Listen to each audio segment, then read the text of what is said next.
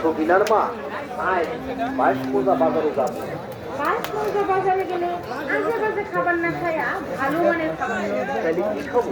বাইশ মৌজা মহিলা বাজারে হযরত শাহজালাল কাচ্চি হাউসের নাম শুনো না? সবাই কয় খাবারের মান নাকি খুবই ভালো। কি বুঝলা? তাহলে তো খাবারের মান খুবই ভালো।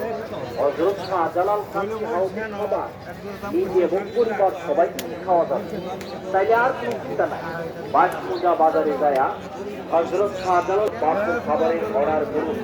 হযরত শাহজালাল কাচ্চি হাউসের খাবার একবার খেলে ভুলতেই পারবেন না। এখন